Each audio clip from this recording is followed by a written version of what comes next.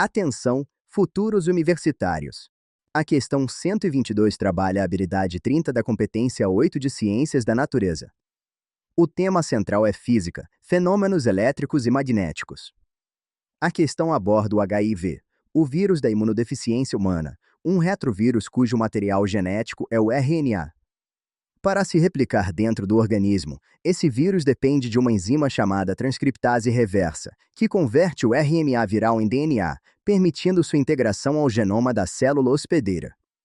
O principal alvo do HIV são os linfócitos T auxiliares, os TCD4, células essenciais para coordenar toda a resposta imune do organismo.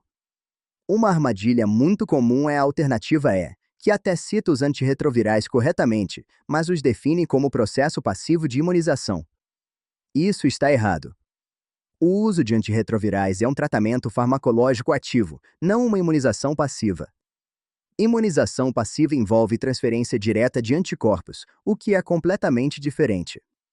A alternativa D é a correta porque descreve com precisão as duas estratégias centrais no controle do HIV no Brasil: a identificação precoce dos indivíduos infectados e o uso de medicamentos antirretrovirais que inibem especificamente a enzima transcriptase reversa, bloqueando a replicação viral de forma eficaz.